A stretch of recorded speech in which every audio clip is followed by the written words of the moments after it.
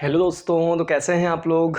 आज इस वीडियो में हम लोग पढ़ने वाले हैं क्लास 11th के लिए जो केमिस्ट्री का पहला चैप्टर है, जिसको हम लोग बोलते हैं बेसिक कॉन्सेप्ट ऑफ केमिस्ट्री। मतलब इस चैप्टर में तुम लोगों को वो जैसे बताया गया है बेसिक कॉन्सेप्ट, बेसिक नाम से ही पता चल रहा है मूल अवधारणाएं रसायन विज्ञान की। मतलब केमिस्ट्री जो तुम कुछ भी पढ़ोगे यहाँ पे केमिस्ट्री, उसमें जो जो चीज़ें यूज़ होने वाली है, बेसिक चीज़ें जो यूज़ होने वाली है केमिस्ट्री में, उसके बारे में हम लोग पढ़ेंगे। जैसे मोल्स के बारे में, और जो है किसके बारे में, पदार्थ की अवस्थाओं के बारे में, जैसे सॉलिड्स क्या होते हैं, लिक्विड क्या होते हैं, और जो है क्या कहते हैं गैसेस क्या होती हैं। यही तीन तुमको अवस्थाएं पढ़नी होती तो चार पांच है, लेकिन पढ़नी तुमको सिर्फ तीन है। उसके बाद क्या होता है, उसके बाद तत्व क्या होते हैं, परमाणु क्या होते हैं, मेटल्स हो गए और नॉन मेटल्स हो गए। सॉरी, मेटल्स के बारे में तो नहीं पढ़ना है, एलिमेंट्स के बारे में पढ़ना है, मॉलिक्यूल्स के बारे में पढ़ना है, कंपाउंड्स के बारे में पढ़ना है। और केमिस्ट्री के बहुत सारे क्या होते हैं, कुछ लॉ होते हैं, केमिस्ट्री के नियम होते हैं, उन नियमों को हमको क्या करना है, पढ़ना है।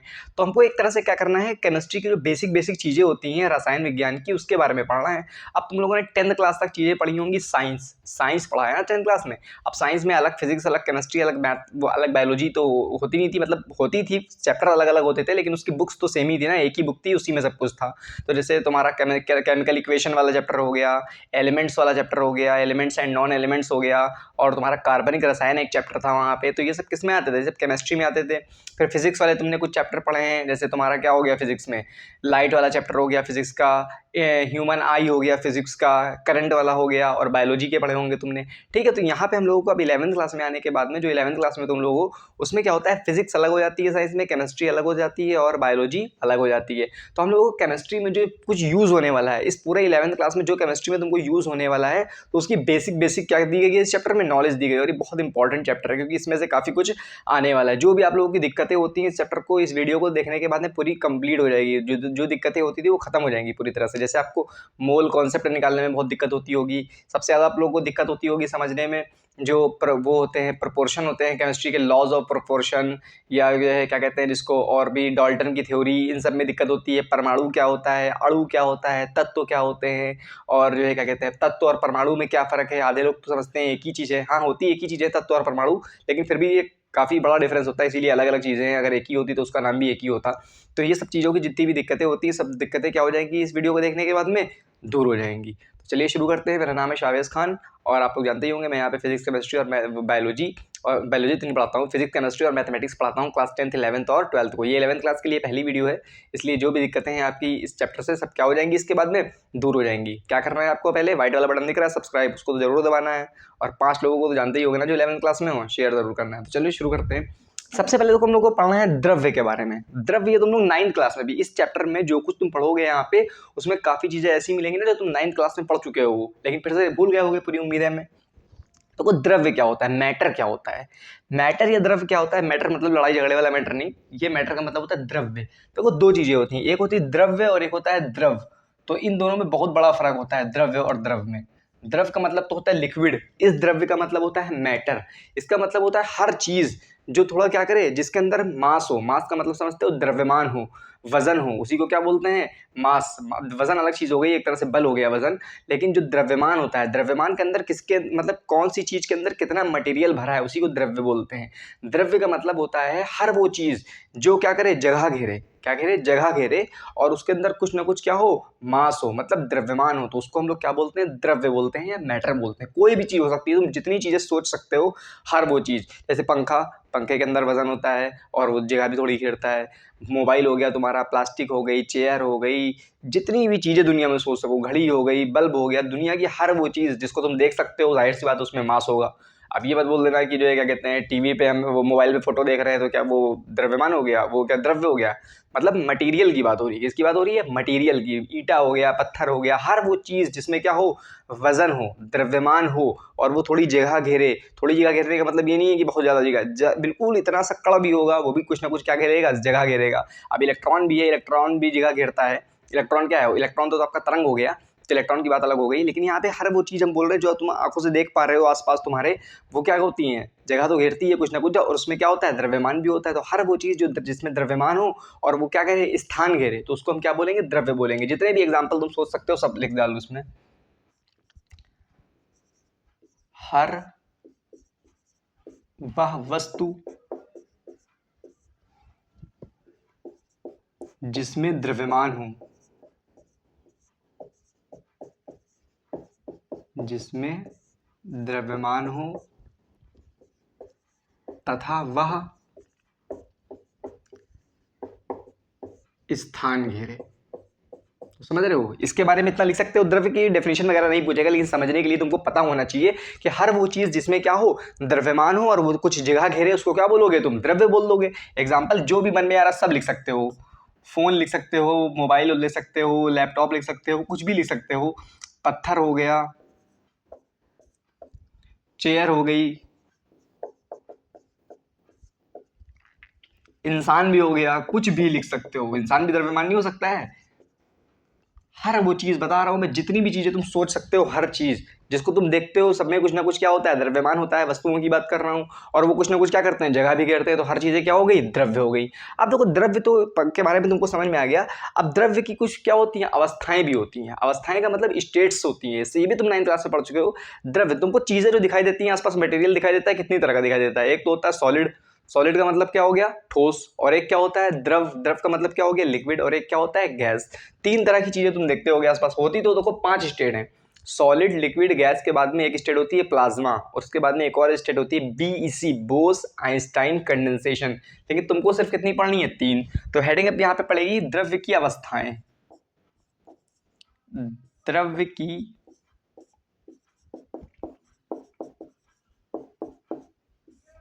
अवस्थाएं,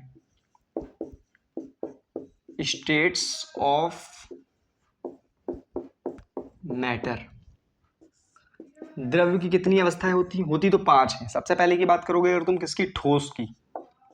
किसकी बात करो, ठोस की, जिसको हम लोग क्या बोलते हैं, सॉलिड्स बोलते हैं इंग्लिश में। अच्छा, इसके बारे में कुछ हम लोग समझ लेते हैं। ठोस के बारे में कुछ बातें बता सकते हो तुम? बिल्कुल बता सकते हो। बहुत सी चीजें ठोस होती हैं, जैसे ये मार्कर क्या है, ठोस है, बिल्कुल ठोस है। नमक का एक कण, काफी लोग क्या समझते हैं, जो पाउडर वाली चीजों को सब लोग ठोस नहीं समझते हैं। काफी बच्चे ऐसे होते हैं जिनके मन में डाउट होता है कि जैसे नमक हो गया, जो पाउडर टाइप की चीज होती है, उसको ठोस नहीं समझते। अरे नमक का एक कण उठाओ, वो क्या है, ठोस है कि नहीं है? बिल्कुल ठोस है। ठोस के बारे में कुछ प्रॉपर्टीज होती हैं, कुछ गुण होते हैं, वो लिख लो। उससे तुम समझ में आ जाएगा तुमको कौन सी चीज ठोस है और कौन सी नहीं है। जैसे पहला गुण क्या है ठोस का, इनका आकार और आयतन निश्चित होता है। इनका आकार व आयतन निश्चित होता है।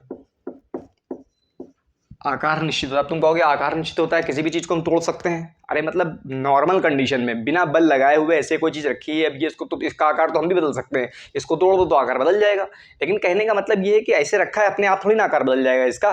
तो ये आकार बदला है। अब इसको यहाँ पे रख दिया हमने, जितनी जगह ये अभी घेर रहा है, 1 साल बाद आके इसको ऐसे देखेंगे, कहीं पे भी रख देंगे इसको हम, 1 साल बाद आके देखेंगे तब भी वो जगह तो उतनी ही घेर रहा होगा ना, जब तक कि इसको तोड़ा फोड़ा ना जाए। तो ऐसे ही नॉर्मल कंडीशन में अगर किसी का आकार नहीं बदल रहा है और वो क्या है, उसके अंदर क्या है, द्रव्यमान होगा, तो द्रव्य तो होगा ही, तो वो ठोस है। और उसका अगर ये पता लगाना है तुमको वो ठोस है कि नहीं है, तो उसका आकार फिक्स रहेगा और आयतन भी फिक्स रहेगा। आयतन का मतलब होता है, भी तुम लोग आगे बढ़ाएंगे आयतन के बारे में, आयतन का मतलब होता है कोई चीज़ कितनी जगह घेर रही है, उसी को हम क्या बोलते हैं, आयतन। तो जाहिर सी बात है, ये कितनी जगह अभी घेर रहा है उतनी जगह 10 साल बाद भी घेरेगा। अगर इसको यही आकार रहा है इसका, इसको तोड़ा ना गया, कोई बल ना लगाया गया इस पर, ऐसे ही रहेगा नॉर्मल कंडीशन में। ठीक है, तो हर वो चीज़ जिसका आकार फिक्स है और आयतन भी फिक्स है, मतलब कितनी जगह वो घेर रहा है, तो वो क्या हो गया, ठोस हो गया। अब एग्जाम्पल इसके बहुत सारे हो सकते हैं ठोस के।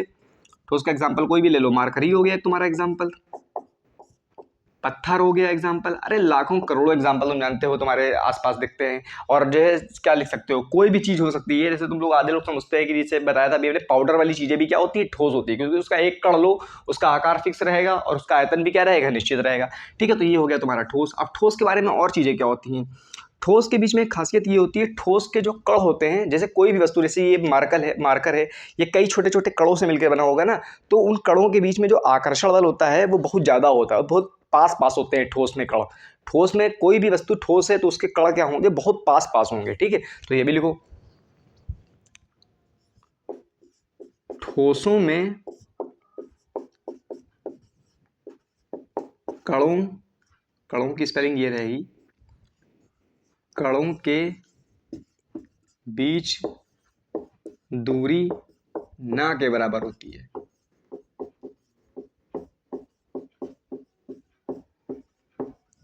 ठीक है, और तीसरी चीज़ क्या समझ सकते हो ठोस में एक खासियत और होती है, ठोस के जो कण होते हैं उनके बीच में आकर्षण बल होता है। हर देखो कोई भी वस्तु हो वो कई सारे कणों से मिलकर बनी होगी, ठीक है, और वो जो कण होते हैं आपस में जुड़े होते हैं एक आकर्षण बल की वजह से, जिसको बोलते हैं अंतर आणविक आकर्षण बल। सेम तरह के कणों के बीच में आकर्षण बल भी लगता है।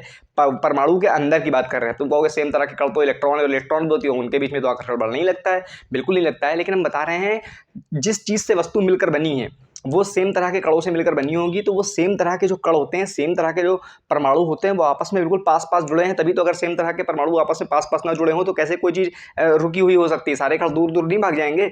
तो जो ठोस होते हैं, ठोस के कण बिल्कुल पास पास होते हैं, इसका मतलब उनके बीच में जो आकर्षण बल होता है वो मैक्सिमम होता है, अत्यधिक होता है।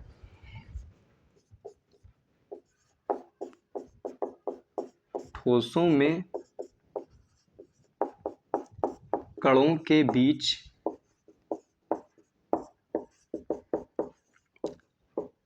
आकर्षण अत्यधिक होता है। और कुछ लिख सकते हो उसके बारे में? इनका आकार और आयतन निश्चित होता है, इनकी बीच की दूरी जो होती है इनके कणों के बीच की वो बिल्कुल जीरो ही समझ लो, बिल्कुल ना के बराबर, बिल्कुल चिपके हुए होते हैं, क्लोजली पैक्ड होते हैं ठोस में जो कण होते हैं। और कणों के बीच में जो आकर्षण बल होता है ठोसों के, वो भी क्या होता है, मैक्सिमम होता है, अत्यधिक होता है आकर्षण बल। ठीक है, तो इतना काफी है, अभी और आगे हम लोग डिटेल में पढ़ेंगे इसके बारे में। अब हम बात करते हैं थोड़ा द्रव के बारे में। हाँ, ये मैं बता रहा था कि द्रव और द्रव्य इन दोनों में कंफ्यूज मत होना है। ये द्रव का मतलब हो गया मैटर, हर चीज जो जगह घेर रही हो जिसमें क्या है, द्रव्यमान है, मास है। और ये द्रव का मतलब क्या होता है, लिक्विड। तो हिंदी में कंफ्यूजन है तो ध्यान रखना, तो इंग्लिश में याद रख सकते हो लिक्विड क्या होता है। लिक्विड का मतलब देखो, इसका आकार तो जो है क्या होता है, ये फिक्स नहीं होता है, लेकिन आयतन फिक्स होता है। अब पानी की बोतल है, मान लो तुमने 1 लीटर की पानी की बोतल ले ली, पानी क्या होता है, द्रव।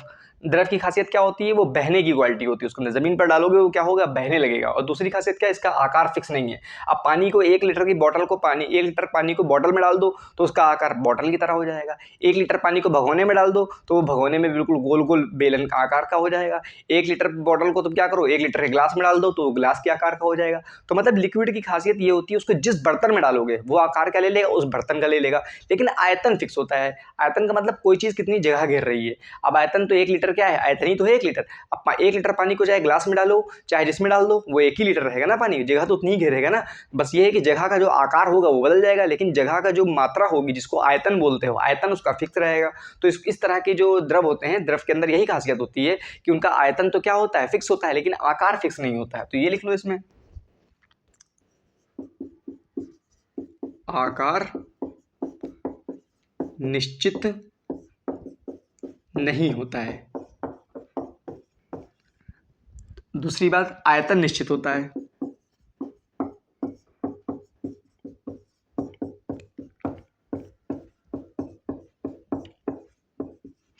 ठीक है, और दूसरी बात बताया ना, जिस तरह से ठोस में क्या होता है, ठोस के कण बहुत पास पास होते हैं, उनके बीच में जो दूरी होती है बहुत कम होती है, ना के बराबर होती है, इसमें कुछ ना कुछ दूरी होती है। तो ये लिख लो,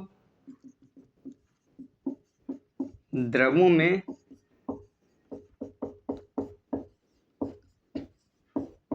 कणों के बीच दूरी ठोसों से ज्यादा होती है।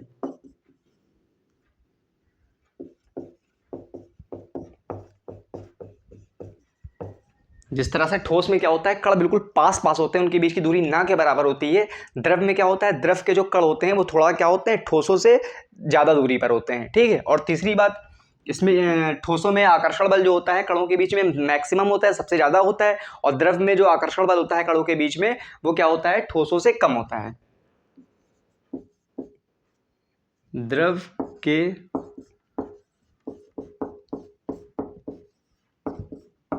कणों के बीच आकर्षण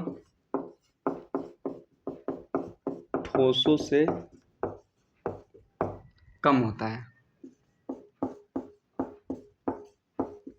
ठीक है, तो ये हो गया आपका द्रव के बीच में। देखो द्रव का अगर हम इसे एग्जांपल बनाना चाहें, तुमको बताना चाहें तो देखो, ठोस जो होते हैं उनके बीच में जैसे ये जो कण हैं, देखो कण कितनी पास पास बिल्कुल क्लोजली पैक्ड होते हैं। मतलब एक डायग्राम बना के समझाना चाह रहा हूँ।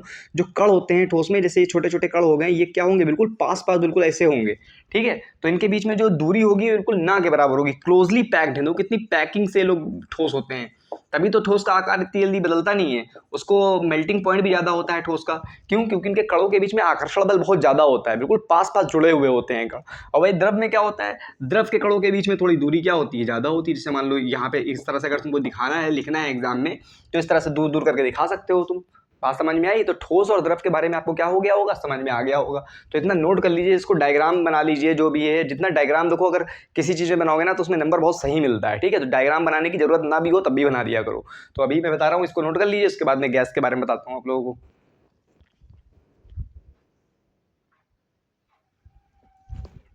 अब देखिए गैसों के बारे में समझते हैं। देखो हमने लिख दिया है पहले ही यहाँ पे, समझ लो क्या होता है। ठोस में क्या था, आकार निश्चित था लेकिन आयतन निश्चित, आयतन भी निश्चित था। ठोस में आकार और आयतन दोनों निश्चित था।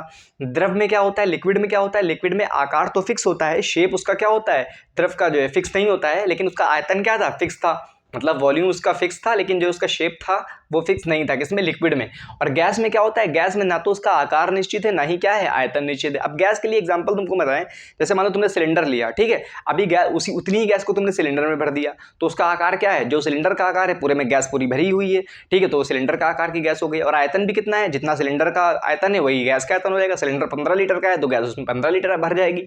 अब जैसे तो वही सिलेंडर वाली गैस को तुम एक रूम लो, रूम को पूरा बंद कर दो, और यहाँ पे रूम के किनारे खड़े होकर पूरी गैस क्या कर दो, उस सिलेंडर से बाहर निकाल दो, तो क्या होगा, गैस पूरे कमरे में बराबर बराबर फैल जाएगी, बिल्कुल फैल जाएगी। तो इसका मतलब गैस के कण क्या होते हैं, दूर दूर होते हैं, तुरंत दूर दूर भागते हैं। तो गैस क्या होगी, वही 15 लीटर गैस जो सिलेंडर में भरी थी, अब वही 15 लीटर गैस क्या होगी, पूरे कमरे में बराबर बराबर फैल जाएगी। हर जगह जितनी गैस यहाँ पे होगी पूरे मतलब मिक्स हो जाएगी हर तरह से गैस। तो गैस क्या होती है, तुम जिस जगह रखोगे गैस को, आकार भी उसी का हो जाएगा उस जगह का गैस का, और आयतन भी क्या हो जाएगा, उतना ही हो जाएगा, ठीक है। तो अगर तुम इस कमरे में गैस लाके छोड़ दो तो जो गैस का आयतन होगा वो कमरे के आयतन के बराबर हो जाएगा, जो गैस का आकार होगा वो भी कमरे के आकार के बराबर हो जाएगा। तो ना तो इसका आकार फिक्स है ना ही आयतन, और बताया तो जिस जगह पर होती है उस पात्र का आकार और आयतन ले लेती है गैस। और तीसरी बात जानते ही हो, इनके कणों के बीच में जो दूरी होती है सबसे ज्यादा होती है, ठोस और द्रव से भी ज्यादा होती है। और आकर्षण बल क्या होगा, उतना ही कम होगा। जाहिर सी बात, जब दूरी कणों के बीच में ज्यादा है तो आकर्षण बल इसका मतलब क्या है, कम है। तो तुमसे इस तरह से कभी कभी सवाल में पूछता है, जैसे मान लो दूरी पूछ लेगा, किसके बीच में, कणों के बीच की जो दूरी होती है उसमें ऑर्डर पूछ लेगा। क्या पूछ लेगा, ऑर्डर किस में ज्यादा होती है। देखो सॉलिड में कणों के बीच की दूरी क्या होती है, सबसे कम होती है, ठीक है। उससे ज्यादा किस में होती है, लिक्विड में होती है। उससे ज्यादा किस में होती है, गैस में। तो ध्यान रखना, गैस के कणों के बीच की दूरी सबसे ज्यादा, उससे कम लिक्विड में, और उससे कम सॉलिड में। अच्छा, अट्रैक्शन फोर्स पूछता है। क्या पूछता है, अट्रैक्शन फोर्स, मतलब आकर्षण किस में ज्यादा होगा, आकर्षण किसके कणों के बीच में ज्यादा होगा, दूरी जिसमें ज्यादा होगी आकर्षण उसमें कम होगा। तो सबसे ज्यादा आकर्षण किस में होता है, सॉलिड्स में होता है, कणों के बीच में। उससे कम किस में होता है, लिक्विड में। और सबसे कम आकर्षण किस में होता है, गैस में। तो ये हो गया तीन तरह की जो गैसेज होते, जो अवस्थाएं होती हैं, जैसे ठोस हो गया, द्रव हो गया और गैस हो गया, मतलब सॉलिड, लिक्विड और गैस हो गया। होती तो प्लाज्मा और बोस आइंस्टाइन कंडेंसेशन, BEC, ये भी अवस्थाएं होती हैं, लेकिन उसके बारे में तुमको क्या करना है, उसको बारे में पढ़ना नहीं। इसको नोट कर लीजिए, अच्छे से नोट करते जाइए। नोट्स बनाना बहुत जरूरी है, अपने हाथ से जो नोट्स बने हुए होते हैं वही समझ में आते हैं, ठीक है। तो नोट्स बनाना बहुत जरूरी है, और बिल्कुल अच्छे से पढ़ते रहिए। इतना डीप में पढ़ा रहा हूँ, नोट्स बिल्कुल बढ़िया से बनाओ, ठीक है। अब देखो इसके आगे हम लोग पढ़ने वाले हैं अवस्थाएं। अवस्थाएं तो पढ़ चुके हैं, जैसे हमको वर्गीकरण पढ़ना है। वर्गीकरण मतलब क्लासिफिकेशन, कितनी तरह के जो तुम्हारे मैटर होते हैं, जो मैटर मतलब द्रव्य कितनी तरह के होते हैं। जैसे मान लो कुछ तो प्योर द्रव हो जाएंगे, कुछ क्या होंगे, इम्प्योर होंगे, जिसको मिश्रण बोलते हो। तो मिश्रण में क्या क्या होता है, फिर जो प्योर होते हैं उनमें क्या क्या होता है, वो पढ़ना है। इसको नोट कर लीजिए, फिर उसके बाद बताता हूँ। अब देखिए मैंने आप लोगों को बताया तत्व का, वो द्रव्य का वर्गीकरण मतलब क्लासिफिकेशन, कितने तरह के द्रव्य होते हैं, मतलब मैटर कितने टाइप के हो सकते हैं। देखो चीजें कितनी तरह की हो सकती हैं, एक तो शुद्ध चीजें हो सकती हैं, प्योर, और एक क्या होती है, मिक्सचर। प्योर चीज का मतलब क्या हुआ, प्योर का मतलब वही होता है जिसमें कोई मिलावट ना हो। मिलावट ना हो मतलब एक ही तरह की चीज हो। ऐसे पदार्थ जिसमें एक ही तरह के रासायनिक संगठन हो, एक ही तरह के कण मौजूद हो, एक ही तरह के पार्टिकल मौजूद हो, तो उसको क्या बोलते हैं, शुद्ध पदार्थ बोलते हैं। और जिसमें एक ही तरह के पार्टिकल ना हो, एक से ज्यादा तरह के पार्टिकल एक साथ आए हुए हों, तो उनको क्या बोलेंगे, मिश्रण बोलेंगे। जाहिर सी बात है, प्योर दूध होगा तो उसमें प्योर होगा, उसमें पानी मिला दोगे तो दो तरह के कण आ गए, एक तो दूध भी हो गया और क्या हो गया, पानी हो गया, तो दो तरह की चीजें हो गई। जब एक से ज्यादा तरह की चीजें होती हैं किसी चीज में, उसको बोलते हैं मिश्रण। और जो एक ही तरह की चीज होती है उसको क्या बोलते हैं, शुद्ध पदार्थ। तो यहाँ पे लिख सकते हो इसमें, एक ही प्रकार के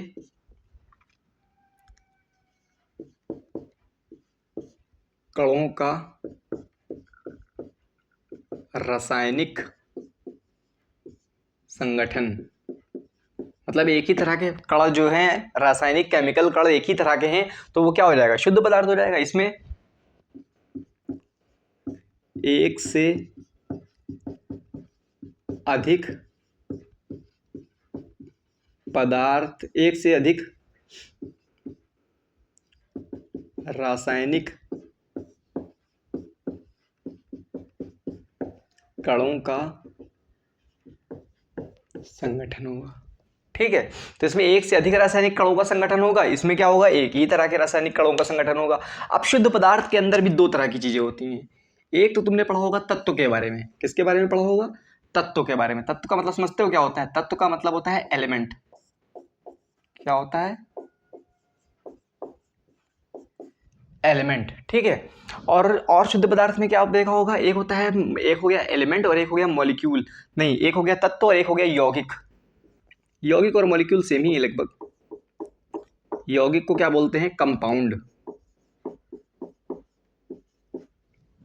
मिश्रण एक से अधिक कणों का संगठन। मिश्रण में क्या आती हैं, दो तरह के मिश्रण होते हैं, एक होते हैं, और एक चीज और खासियत है इसकी, मिश्रण की खासियत ये है कि रासायनिक कणों का जो संगठन होगा उसका जो अनुपात होगा वो फिक्स नहीं होगा। अभी हमने बताया मिश्रण का मतलब होता है उसमें एक से ज्यादा तरह की चीजें मिली हुई होंगी, लेकिन उसका अनुपात क्या होगा ये फिक्स नहीं है। अब जैसे मतलब तुमने बनाया शरबत, बनाया शरबत, जानते हो ना क्या होता है, पानी मिलाया, चीनी मिला तो बोल सकते हो, हम एग्जांपल के लिए सिर्फ बता रहे हैं, पानी और चीनी तुमने मिलाया। ठीक है, अब कोई इंसान है उसने 1 लीटर पानी में 50 ग्राम चीनी मिलाई। कितनी मिलाई, 1 लीटर पानी में 50 ग्राम चीनी मिलाई। उसको कम मीठा पीना था तो उसको भी शरबती बोलेगा वो। और तुम आए, तुमने कहा कि हमको ज्यादा मीठा चाहिए, तो तुमने क्या किया, 1 लीटर पानी में 100 जो है क्या कहते हैं ग्राम घोल दिया शक्कर, तो तुम भी उसको क्या बोलोगे, तुम भी उसको जो है शरबती बोलोगे ना। तो तुम्हारे बोलने के हिसाब से शरबत तुमने भी बोला और उसने भी उसको क्या कहा, शरबत कहा, लेकिन उसके शरबत में 100 ml पानी में मान लो 1 लीटर पानी में जो है 100 ग्राम 50 ग्राम चीनी है, और तुम्हारे में 1 लीटर में 100 ग्राम चीनी है, लेकिन फिर भी तुम दोनों उसको सेम ही नाम से पुकार रहे हो, शरबत के नाम से पुकार रहे हो। तो लेकिन फिर भी क्या है, वो मिश्रण है कि नहीं है, बिल्कुल मिश्रण है। तुम्हारा भी वो मिश्रण है, उनके हिसाब से भी वो क्या है, मिश्रण है। लेकिन फर्क क्या हो गया मिश्रण में, मिश्रण में ये चीजें फिक्स नहीं होती हैं कि कितनी मात्रा में कौन सी चीज घोलनी है। अगर 2 या 2 से ज़्यादा चीज़ें मिला रहे हो, तुमको उसकी मात्रा फिक्स नहीं है कि इसमें जो है, ऐसा तो है नहीं कि कोई कहीं से लिखा हुआ है या कहीं पे ऐसा बता दिया गया है कि 1 लीटर शरबत में, 1 लीटर पानी में तुम 100 ग्राम चीनी घोलोगे तभी उसको शरबत माना जाएगा, या 100 ग्राम से ज़्यादा घोलोगे, कम घोलोगे तो नहीं माना जाएगा। ऐसी कोई नियम नहीं ना, जिसको जितना ज़्यादा मीठा पीना होगा उतना ज़्यादा वो शरबत घोलेगा, शक्कर घोलेगा उसमें। ठीक है ना, तो इसका मतलब क्या हो गया, मिश्रण में जो 2 या 2 से ज़्यादा चीज़ें घुली हुई होती हैं उनकी मात्रा फिक्स नहीं होती है। ठीक है, तो किसी भी अनुपात में वो हो सकती हैं। एक से अधिक रासायनिक कणों का संगठन अनिश्चित अनुपात में, अनिश्चित अनुपात में। अब इसका एग्जाम्पल तुमको बता ही चुके हैं, एग्जाम्पल शरबत का सबसे बेस्ट एग्जाम्पल लिख लो, और बहुत से लाखों एग्जाम्पल हो सकते हैं। और शुद्ध पदार्थ में दो चीजें हो गई, तत्व और यौगिक। अच्छा, तत्व क्या होते हैं, तत्व का मतलब क्या होता है, देखा होगा तुम, प्रकृति में बहुत सारे तत्व होते हैं। प्रकृति में एलिमेंट्स जो होते हैं, बहुत तरह के एलिमेंट्स होते हैं। कौन कौन से तरह के एलिमेंट्स होते हैं, अभी तक की तो 118 एलिमेंट्स हैं, आगे आने वाले समय में और ज्यादा हो सकते हैं। पहले 114 थे, उससे पहले और कम थे। तो समय समय पर एलिमेंट्स की खोज होती रहती है। तुमको पता है लोहा हो गया, लोहे के अंदर तुम कण होंगे तो लोहे के ही कण होंगे ना, वो प्योर होगा लोहा। उसके बाद में कॉपर हो गया, कॉपर के अंदर क्या होंगे, सिर्फ कॉपर के ही परमाणु होंगे, कण होंगे। उसके अलावा और कौन हो गया तुम्हारा, और जितने भी एलिमेंट है, ऑक्सीजन हो गया, फ्लोरीन हो गया, क्लोरीन हो गया, ब्रोमीन हो गया, आयोडीन हो गया, आयरन हो गया, निकिल हो गया, कोबाल्ट हो गया, प्लेटिनम हो गया, जितने भी 118 एलिमेंट आवर्त सारणी में हैं, जिनको पीरियडिक टेबल बोलते हैं, उन सब तत्वों को क्या बोलते हैं हम लोग, शुद्ध पदार्थ बोलेंगे। क्यों बोलेंगे शुद्ध पदार्थ, क्योंकि तत्व के अंदर तो बिल्कुल फिक्स चीज है ना। अब सोना है, सोना भी एक तरह का तत्व है, तुम्हारा एलिमेंट है सोना, तो सोना प्योर होता है। अब तुम कहोगे प्योर तो नहीं होता है, 18 कैरेट होता है, 24 कैरेट होता है, अरे वो तो मिला देते हैं ना। हम प्योर सोने की बात कर रहे हैं। जो सोने का मतलब क्या हुआ, गोल्ड। गोल्ड तुमने बोला तो गोल्ड फिक्स हो गया ना, गोल्ड के अंदर और कोई दूसरी चीज नहीं मिली हुई है। ठीक है, कॉपर बोल दिया तो कॉपर के अंदर अब कोई दूसरी चीज नहीं है, उसमें सिर्फ और सिर्फ कॉपर के कण हैं। तो एलिमेंट्स जितने भी होते हैं वो एक तरह से क्या होते हैं, प्योर होते हैं, उसमें एक ही तरह के परमाणु होते हैं ना। ठीक है,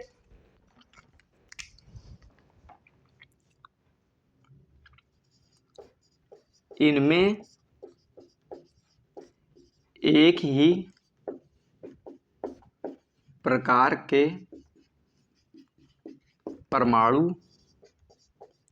होते हैं। इससे ज्यादा हमको तो लगता है कोई शुद्ध नहीं होता होगा, किससे, एलिमेंट से। क्योंकि एलिमेंट का मतलब ही हुआ, गोल्ड बोल दिया तो उसमें सिर्फ और सिर्फ क्या है, गोल्ड के ही परमाणु हैं। तो जैसे मान लो क्या हो गया, सोना हो गया,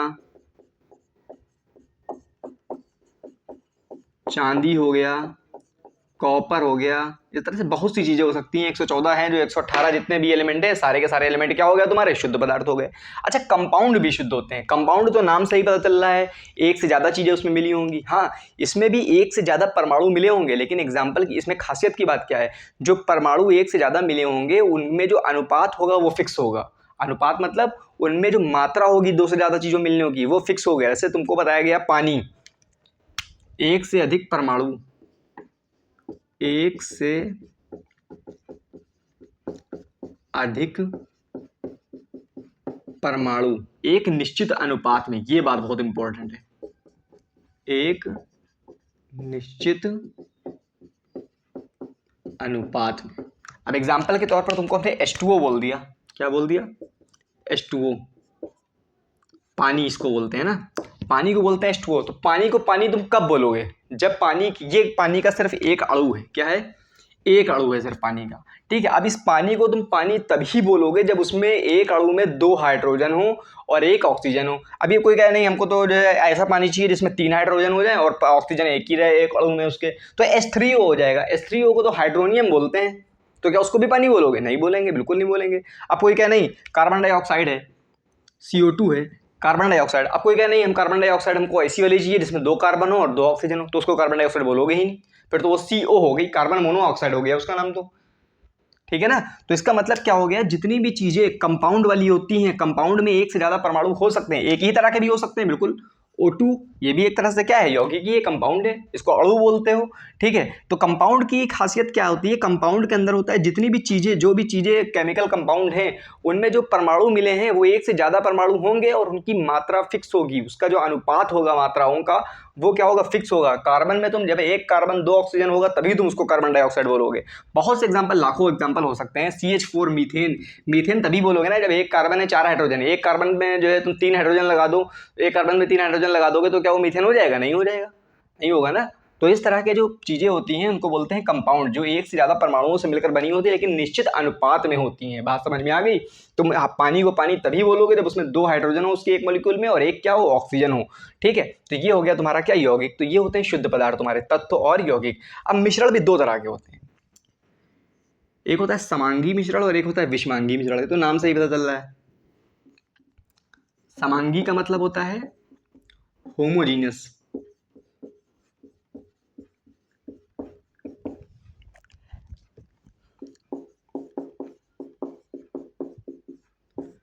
विषमांगी का मतलब होता है हेट्रोजीनस।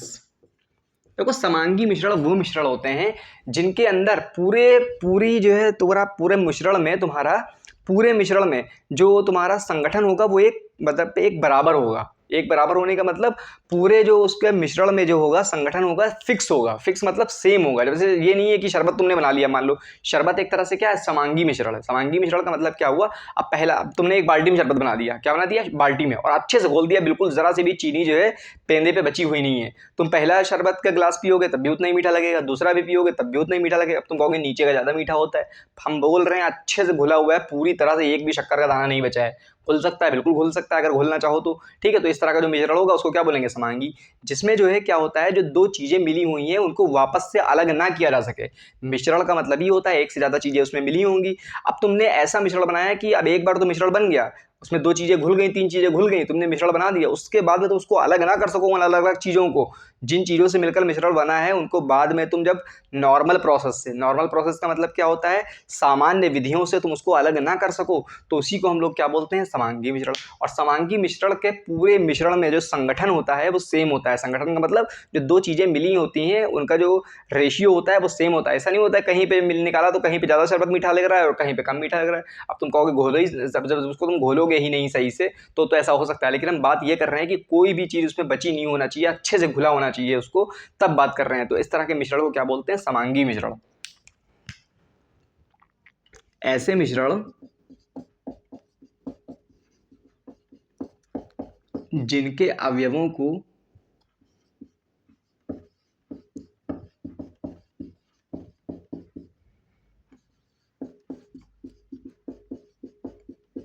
सामान्य विधियों से अलग ना किया जा सके, सामान्य विधियों से अलग ना किया जा सके, तो ये क्या हो जाएंगे, समांगी मिश्रण हो जाएंगे। एग्जाम्पल, इसका एग्जाम्पल बहुत से हो सकता है। नींबू पानी मिक्स हो जाता है आसानी से आपस में, तो नींबू पानी का मिक्सचर। शरबत का एग्जाम्पल हमने ले लिया, अच्छा सा बिल्कुल ले लिया है। तो बहुत से एग्जाम्पल हो सकते हैं। नमक पानी हो सकता है, आपस में घुल जाता है आसानी से, नमक पानी का मिश्रण हो गया तुम्हारा। ऐसे मिश्रण मतलब जिनको घोल दिया जाए तो उसके बाद में वो आसानी से अलग ना हो सके नॉर्मल विधियों से। अब इसमें यही बात लिखी गई है सामान्य विधियों से। तो क्या कोई विधियां ऐसी होती हैं जो समांगी मिश्रण में से भी चीजों को अलग कर सके? बिल्कुल हो सकती है। अब पानी में तुमने नमक घोल दिया, अब फिर से तुमको नमक अलग करना है, पानी अलग करना है, कुछ मत करो, पानी को गर्म कर दो, वही जो मिश्रण है उसको गर्म कर दो, पानी की भाप बन जाएगी, वेपर बन जाएगी, वो पानी अलग हो गया, नीचे क्या बचेगा, नमक बचेगा। तो मतलब सामान्य विधियों से ऐसा नहीं है कि मतलब तुमने एक बार पानी में नमक घोल दिया, उसके बाद में तुम ऐसे छान रहे हो, नमक अलग आ गया और पानी अलग आ गया, ऐसा तो नहीं हो सकता ना नॉर्मल विधियों से। तो कुछ केमिकल चीजें अप्लाई करना पड़ेंगे, तुमको हीट अप्लाई करनी पड़ी, तो सामान्य विधि से तो अलग नहीं हो सकती ना चीजें। तो इस तरह की चीजें जो होती हैं उसको बोलते हैं समांगी मिश्रण। और विषमांगी मिश्रण का मतलब क्या होता है, जिसमें आसानी से तुम चीजों को क्या कर सको, जिसके अवयवों को अलग कर सकते हैं, जिसके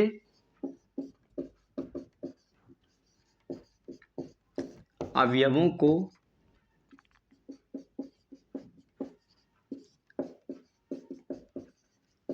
सामान्य विधियों से अलग कर सकते हैं।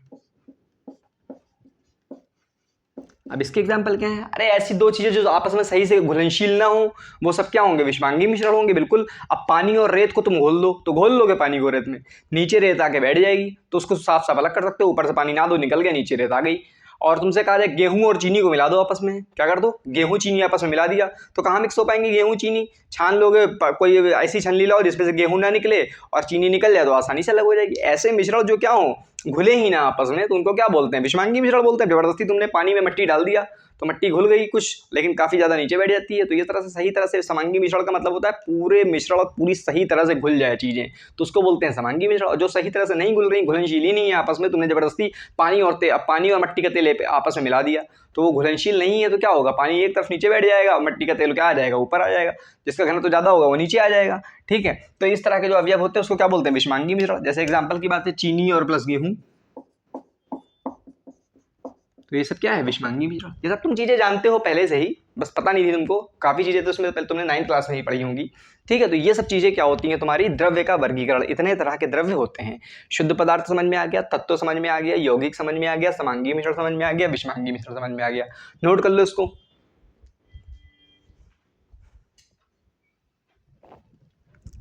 देखो यहाँ पे अब तुमको क्या पढ़ना है, फिजिकल क्वांटिटीज। फिजिकल क्वांटिटीज का मतलब क्या होता है, जितनी भी चीजें ऐसी चीजें हैं जिनमें तुम जो है क्या कर सको, उनको भौतिक रूप से बाहर से उसको नाप सको। नापने की जो चीजें होती हैं उनको क्या बोलते हैं, फिजिकल क्वांटिटीज, जिनको बाहर से तुम क्या कर सकते हो, नाप सकते हो। तो कितनी तरह की क्वांटिटीज होती हैं फिजिकल, बेसिक क्वांटिटीज 7 जो होती हैं, मूलभूत क्या होती हैं, यूनिट्स होती हैं। जो क्वांटिटीज होती हैं, राशियां होती हैं, 7 राशियां।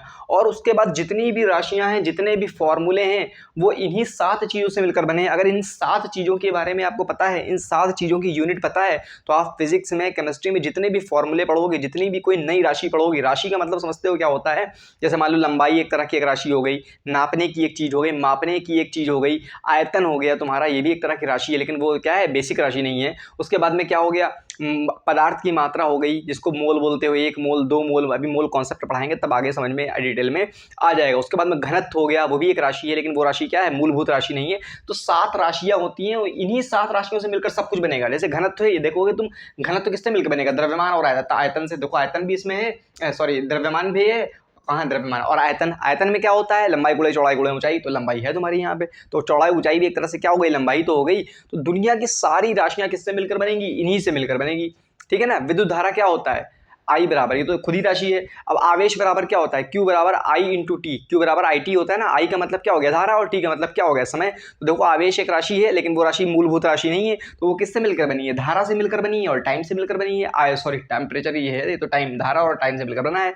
क्यू बराबर क्या होता है, आई इंटू टी होता है। तो दुनिया की सारी राशियां चाहे फिजिक्स हो चाहे केमिस्ट्री, इन्हीं 7 से मिलकर बनी है। तो इन 7 चीज़ों के बारे में अगर तुमको पता है तो बाकी सारे के फॉर्मूले तुमको याद कर लो, यूनिट निकालने की जरूरत ही नहीं। तो इनकी यूनिट याद रखो तुम। अब देखो इसको डिनोट करने के कुछ तरीके भी होते हैं, जरूरी नहीं कि यही तरीके हों, एक स्टैंडर्ड तरीका है, लेकिन इसके अलावा भी डिनोट कई तरीकों से कोई चीज़ें हो सकती है। यहाँ पे हमने स्मॉल आई लिख दिया, तो कहीं कहीं में करंट तो कैपिटल आई लिखी होती है, तो कोई खास चीज़ नहीं है, लेकिन फिर भी समझ लो। लंबाई को डिनोट करते हैं एल से, द्रव्यमान को एम से, और टाइम को स्मॉल टी से, टेम्परेचर को कैपिटल टी से।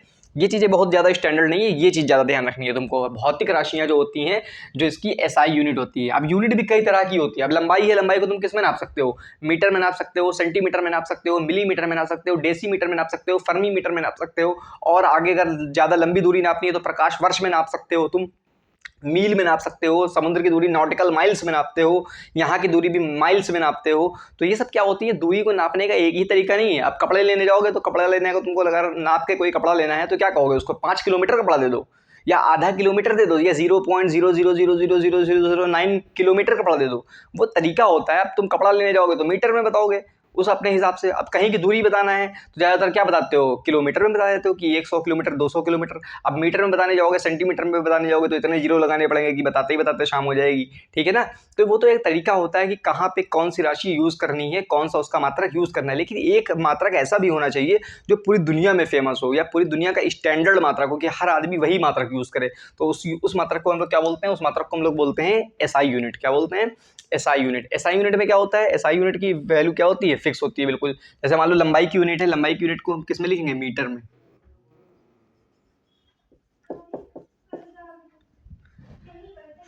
द्रव्यमान की यूनिट इसमें होती है किलोग्राम में, ठीक है। एसआई यूनिट है ये, क्या है, एसआई यूनिट। और टाइम को किस में नापते हैं, सेकंड में। अब नाप तो सकते हैं टाइम को मिनट में भी, घंटे में भी, दिन में भी, साल में भी, सब में नाप सकते हैं, लेकिन एक जो स्टैंडर्ड टाइम होता है, स्टैंडर्ड जो पूरे दुनिया में माना गया है, उसको कौन सी यूनिट लगाते हैं हम लोग, सेकंड लगाते हैं टाइम को, ठीक है। पदार्थ की मात्रा, अभी तुम आगे पढ़ोगे, इसको बोलते हैं मोल। क्या बोलते हैं, मोल। 1 मोल क्या होता है, 2 मोल क्या होता है, सब बताएंगे आगे। अभी ये इसके बारे में तुम नहीं जानते होगे पहले से, लेकिन ये इन 3 के बारे में तो जानते होगे तुम। और ये तापमान, टेम्परेचर को तुम देखते होगे डिग्री सेल्सियस में ज़्यादातर नापते हैं, लेकिन हमको यहाँ पे जो रखना होता है, केमिस्ट्री हो गया या फिजिक्स हो गया, इसकी एसआई यूनिट होती है केल्विन। क्या होती है, केल्विन होती है। इसको डिनोट अगर करना है टेम्परेचर को तो सिर्फ के लिख देते हैं, सेकंड को करना है तो स्मॉल एस लिख देते हैं, किलोग्राम को तो इस तरह से केजी लिखते हैं, मीटर को स्मॉल एम लिख देते हैं, मोल को ऐसे ही मोल लिखते हैं, ठीक है। अब ल्यूमिनस इंटेंसिटी का मात्रक क्या होता है, कैंडेला होता है। ये बहुत इंपॉर्टेंट है, इसका इस्तेमाल कहीं नहीं होगा, लेकिन 1 नंबर का सवाल तो समझ लो फिक्स है। और पूछेगा तुमसे सिर्फ इतना कि ल्यूमिनस इंटेंसिटी या ज्योति तीव्रता का मात्रक क्या होता है, कैंडेला। इसको डिनोट करते हैं कैपिटल सी और स्मॉल डी से। बस इसका इस्तेमाल यहीं पे हो, इसका कहीं इस्तेमाल नहीं। करंट के बारे में भी तुम जानते हो, करंट की मात्रक क्या होता है, एम्पियर होता है। कैपिटल ए दिखा देते हो तुम, ठीक है। तो ये 7 अगर यूनिट तुमको पता है, एसआई यूनिट 7 पता है इंटरनेशनल, तो तुम दुनिया की सारी चीज़ों की यूनिट याद रख सकते हो। खाली बस तुमको क्या करना है, फॉर्मूला याद होना चाहिए तुमको, यूनिट अपने आप लिख लोगे। ये यूनिट याद होनी चाहिए 7, तो नोट कर लो। ये फिजिक्स में भी है, लेकिन केमिस्ट्री में भी आ गया है तुम्हारे में, तो मैंने बता दिया केमिस्ट्री में ही। अब कुछ फिजिकल क्वांटिटीज़ हैं जिनके बारे में हम लोग और डिटेल में समझ लेंगे तो ज़्यादा सही रहेगा। जैसे हम लोग को पता होना चाहिए द्रव्यमान होता क्या है, मास क्या होता है। हमने तो बताया हर वो चीज़ जिसमें मास है और कोई जगह गिर रही है वो तो मैटर है, लेकिन ये मास क्या है, द्रव्यमान क्या है। देखो द्रव्यमान क्या है, देखो हर चीज़ किससे मिलकर बनी है, मैटर से मिलकर बनी है। हर चीज़ मैटर है, तो मतलब किसी चीज़ के अंदर कितना मैटर भरा है उसी को क्या बोलते हैं, द्रव्यमान। किसी पदार्थ के अंदर कितना क्या है, कितना पदार्थ है, जो पदार्थ की मात्रा है उसी को क्या बोलते हैं, मास बोलते हैं। अब बोलते हैं कोई इंसान कितना भारी होगा, जिसके अंदर जितना ज़्यादा उसके अंदर क्या होगा, मास होगा, ठीक है। तो द्रव्यमान क्या होता है, पदार्थ की मात्रा, अमाउंट ऑफ सब्सटेंस कितना है, मतलब पदार्थ की मात्रा जितनी ज़्यादा है द्रव्यमान उतना ज़्यादा होगा। पदार्थ की मात्रा उसके अंदर कम है तो उसका द्रव्यमान क्या होगा, कम होगा। द्रव्यमान का मतलब होता है पदार्थ की मात्रा, पदार्थ की मात्रा है, या इसी को द्रव्य की मात्रा भी बोल सकते हो। द्रव्य क्या है, पदार्थ ही तो था। द्रव्य की मात्रा, किसी चीज के अंदर कितनी मात्रा ठूस ठूस के भरी है उसी को क्या बोलते हैं, द्रव्यमान। अब इंसान के अंदर क्या भरा है, हार्ड मास है, गोश्त है, और क्या है अंदर, हड्डियां होंगी, और भी क्या, और क्या होगा, फैट होगा, यही सब चीजें होंगी ना। तो इसके अंदर कितना इंसान के अंदर भरा है, तो वही उसका इंसान के अंदर उसका जो है मास क्या है, उतना ज्यादा है, ठीक है। तो द्रव्यमान का मतलब तो ये हो गया पदार्थ की मात्रा, अमाउंट ऑफ सब्सटेंस। आप इस चीज में जानते हो ग्राम में भी हो सकती है, किलोग्राम में भी हो सकती है, और क्या मिलीग्राम में भी हो सकती है, क्विंटल में भी हो सकती है, लेकिन तुमको कौन सी यूनिट लगना है? SI unit. इसका मात्रक क्या होता है? एसआई मात्रक केजी होता है।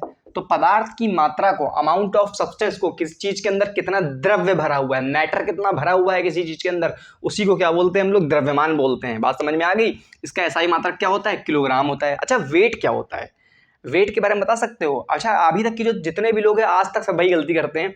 तुमसे भी अगर कोई तुम्हारा वेट पूछता होगा तो क्या बताते होगे? 60 किलो, 65 किलो, 70 किलो, जिसका भी जो वेट है बता देता होगा।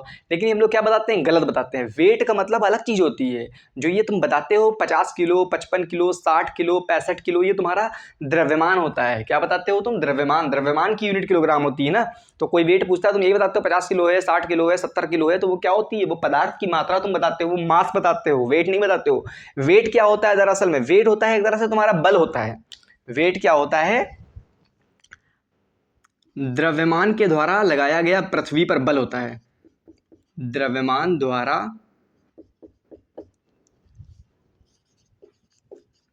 पृथ्वी पर लगाया बल। ठीक है, इसका मतलब क्या हुआ? द्रव्यमान क्या है? किसी का द्रव्यमान है मान लो m, क्या है? तो एक तरह से बल होता है। वेट क्या होता है? बल। इसको डिनोट करते हैं W से। अब बल के बारे में क्या है? बल तो आता है द्रव्यमान गुणे त्वरण। बल तुमने पढ़ा होगा 9th वगैरह क्लास में पढ़ा होगा। बल बराबर होता है द्रव्यमान गुणे त्वरण।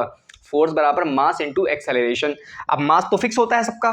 सबका मास क्या होता है? फिक्स। तुम्हारे अंदर कितना सामान भरा है मटेरियल, हमेशा फिक्स रहेगा। तुम यहाँ रहो, आसमान पे चले जाओ, किसी भी ग्रह पे चले जाओ, तुम्हारे अंदर कितना मास भरा है, कितना हड्डियां भरी हैं, वो फिक्स रहेंगी ना, बदल थोड़ी ना जाएंगी। तो मास तो फिक्स रहता है, लेकिन एक चीज, एक्सेलरेशन बदलता रहता है। अब पृथ्वी के ऊपर है तो पृथ्वी का त्वरण क्या होता है? स्मॉल g, 9.81 मीटर पर सेकंड स्क्वायर। पृथ्वी पर कोई भी चीज अगर फेंकोगे तो वो जमीन पर जो आएगी उसका त्वरण कितना होगा? उसकी स्पीड कितनी स्पीड से बढ़ रही होगी जमीन पर आने में? 9.8 मीटर पर सेकंड स्क्वायर। तो त्वरण क्या होता है? फिक्स होता है। अगर हम पृथ्वी की बात करें तो पृथ्वी पर ये होता है, और पृथ्वी पर g की वैल्यू कितनी होती है? 9.81 मीटर पर सेकंड स्क्वायर होती है। तो ये होता है तुम्हारा पृथ्वी पर बल। अगर मान लो कोई चला गया मंगल ग्रह पर, कहाँ पे चला गया? मंगल ग्रह पर, मार्स पर चला गया कोई मान लो, तो मार्स पर अगर हम पूछे उसका वेट क्या है इसी इंसान का, तो द्रव्यमान तो तुमने m बता दिया। चाहे तुम मंगल ग्रह पे चले जाओ या दुनिया के किसी भी ग्रह पे चले जाओ, स्पेस में कहीं पे भी चले जाओ, ब्लैक होल के अंदर चले जाओ, लेकिन जो तुम्हारा मास है, मास का मतलब तुम्हारे अंदर कितनी मात्रा में मैटर भरा हुआ है, वो तो फिक्स रहेगा ना, वो फिक्स हो गया। अब हाँ, जी बदलता रहेगा तुम्हारा। अब तुम मंगल ग्रह पे चले गए तो जी तुम्हारा क्या आ जाएगा भाई? मार्स का आ जाएगा। अब मार्स पे क्या होगा? जी अलग होगा, बिल्कुल अलग होगा मार्स पे। चांद के ऊपर जी कितना होता है? जी भाई कितना होता है? 6 होता है शायद जी भाई। हाँ, तो चांद के ऊपर ग्रेविटी क्या होती है? कम होती है। तो ग्रेविटेशनल एक्सेलरेशन क्या होता है? पृथ्वी पर 9.81 होता है। तो तुम बताते हो, सब लोग सभी यही बताते हैं कि जो तुम्हारा वेट कितना है, तो वेट नहीं बताते हैं हम, दरअसल क्या बताते हैं? मास बताते हैं। वेट तो क्या होता है? जो तुम बताते हो उसमें 9.81 से मल्टीप्लाई करो। तुमने कहा तुम्हारा वेट कितना है, बताते हो 50 किलो बताते हो ना, तो अगर तुमसे पूछे तुम्हारा वेट कोई कितना है तो क्या बताओगे? 50 मल्टीप्लाई 9.81, पूरा पूरा हम लोग 10 भी मान लेते हैं, तो लगभग बता सकते हो तुम्हारा वेट कितना है। अगर किसी का मास 50 किलोग्राम है तो उसका वेट क्या रहा होगा? 50 गुणे 10 कर दो, 500 है न्यूटन। और वेट की यूनिट क्या होती है? बल है तो बल की यूनिट होती है न्यूटन। यूनिट क्या होती है बल की? न्यूटन। तो बात समझ में आ गई? तो तुम दरअसल क्या बताते हो? मास बताते हो, वेट नहीं बताते हो। इस बार अगली बार कोई वेट पूछेगा तो क्या बताओगे? 10 मल्टीप्लाई करके 500 न्यूटन बताना, तो वो भी समझ जाएगा इतना ज़्यादा वेट कैसे हो गया। लेकिन उसको पता नहीं होगा, उसने ये पढ़ा नहीं होगा। जिसने 11th पढ़ा होगा उसको समझ में आ गया होगा कि वेट क्या होता है और मास क्या होता है। अब बात करते हैं आयतन। आयतन तो भी बता चुका हूँ, कोई भी चीज़ कितनी जगह घेरती है उसी को क्या बोलते हैं? आयतन बोलते हैं।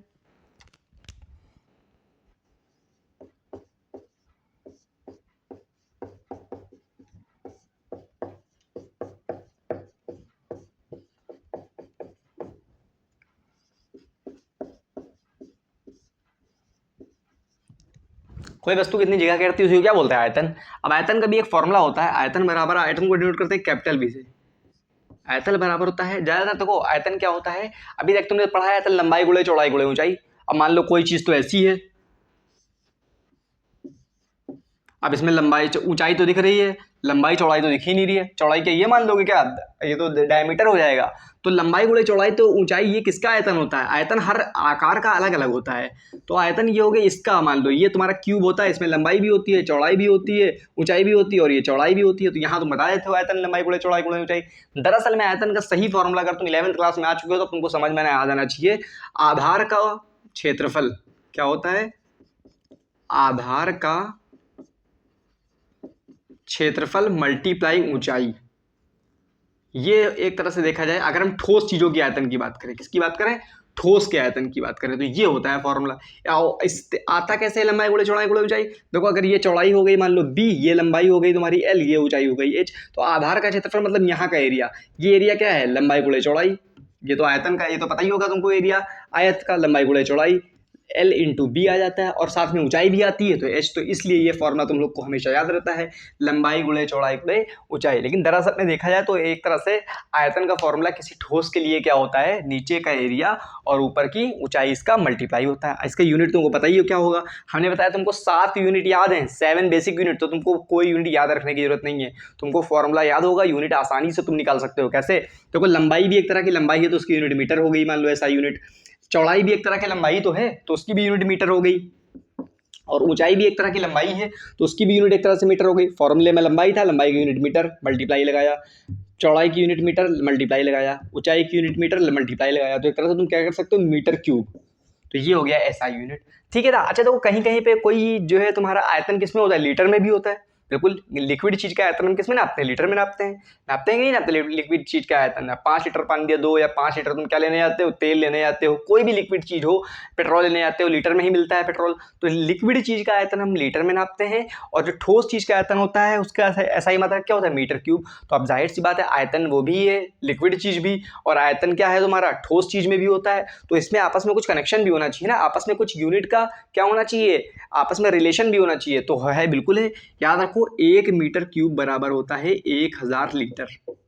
क्या होता है, 1000 लीटर। तो लिक्विड चीज से ठोस चीज का आयतन में तुम कर सकते हो क्या बदलाव। अगर तुमको कोई चीज मीटर क्यूब में दी है, तुमको लीटर में बदलना है, तुमसे कहा गया एक कमरा है, उसका आयतन है 5 मीटर क्यूब, कितना है, 5 मीटर क्यूब का कमरा है। अब इसमें कितना पानी आ जाएगा, कितने लीटर पानी आ जाएगा, तो तुमको पता होना चाहिए। 1 लीटर क्यूब में हम 1 मीटर क्यूब में 1000 लीटर होते हैं, तो 1 मीटर क्यूब का कमरा है तो उसमें कितने आ जाएंगे, कमरा मतलब एक तरह से 1 मीटर लंबाई है, 1 मीटर चौड़ाई है, 1 मीटर ऊंचाई है, इस तरह से। तो एक तरह से बॉक्स है 1-1 मीटर का, तो उसको क्या कर सकते हो तुम, उसमें 5000 लीटर पानी आ सकता है। किसमें आ सकता है, 5000 लीटर पानी आ सकता है। 1 मीटर क्यूब में 1000 लीटर होते हैं, तो 5 मीटर क्यूब में 5000 लीटर हो जाएंगे। बात समझ में आई। और अच्छा लीटर में दिया है कोई चीज, उसको मीटर क्यूब में बदलना है, तो 1 लीटर में 1/1000 मीटर क्यूब हो जाएंगे। बात समझ में आई। तो लीटर से मीटर क्यूब में बदल सकते हो कोई चीज, और मीटर क्यूब से लीटर में। तो कन्वर्जन है, अभी आगे सवाल अगर आएंगे तो इस तरह के बताएंगे जरूर, ठीक है। अब तीसरी चीज है घनत्व। घनत्व का मतलब क्या होता है, घनत्व का मतलब एक नई क्वांटिटी है घनत्व। घनत्व का मतलब होता है कोई भी द्रव्यमान, अगर कोई बहुत बड़ा द्रव्यमान छोटी सी जगह में बिल्कुल उसको तुमने, कोई चीज कितनी घनी है दरअसल उसी को हम लोग क्या बोलते हैं, घनत्व। ज्यादा द्रव्यमान को तुम कम एरिया में सिकोड़ दो तो उसका घनत्व ज्यादा हो जाएगा, ठीक है। और ज्यादा द्रव्यमान को तुम ज्यादा एरिया में फैला दो तो उसका घनत्व क्या हो जाएगा, कम हो जाएगा, बिल्कुल कम हो जाएगा। अब रुई तुम एक कमरा भर के भी तुम रुई लिया हो तो रुई में क्या होगा, उसका वजन का ज्यादा होगा, या जो है तुम अगर इतना कमरे का आधा भी लोहा लिया हो उसका वजन ज्यादा होगा, लोहे का ज्यादा होगा। क्यों, क्योंकि लोहे के अंदर जो कण होते हैं, लोहे के अंदर जो मटेरियल भरा हुआ है वो बिल्कुल पास पास भरा हुआ है, कम एरिया में, वो एरिया जगह कम घेर रहा है, ठीक है। तो जो द्रव्यमान कम एरिया घेरता है तो उसका घनत्व क्या होता है, ज्यादा होता है। और सेम द्रव्यमान अगर ज्यादा एरिया घेर रहा है तो उसी का घनत्व क्या हो जाएगा, कम हो जाएगा, बिल्कुल कम हो जाएगा। बात समझ में आई। अगर तुमसे कहा जाए 1 किलो चावल को तुम एक थैली में रख दो, किसमें रख दो, थैली में, तो उसका घनत्व क्या होगा, ज्यादा होगा। और 1 किलो चावल तुम कहीं फैला दो पूरे एरिया में तो उसका घनत्व क्या हो जाएगा, कम हो जाएगा। बात समझ में आई। कोई द्रव्यमान कितनी कम जगह पर क्या है, एडजस्ट हो रहा है, उसी को क्या बोलते हैं, घनत्व बोलते हैं। तो घनत्व को ये बोल सकते हो। तो इसका फॉर्मूला पहले समझ लेते हैं। घनत्व को डिनोट करते हैं डेंसिटी को डी से, डी बराबर होता है, घनत्व बराबर होता है, फॉर्मूला तुमको जरूर याद रखना है। ऊपर आता है द्रव्यमान, नीचे आता है आयतन, ठीक है। द्रव्यमान का मतलब क्या हो गया, ऊपर आ गया मास, नीचे आ गया वॉल्यूम, ठीक है। ये फॉर्मूला तुमको याद रखना है द्रव्यमान का। तो तुम कह सकते हो एक, अगर यहाँ पे हम वॉल्यूम को 1 मीटर रख दें, क्या रख दें, 1 मीटर क्यूब रख दें, ठोस की बात करें अगर हम, तो 1 मीटर क्यूब के अंदर कितना द्रव्यमान आ सकता है उसी को क्या बोलते हैं, घनत्व। लिख दो, एकांक आयतन में, एकांक आयतन में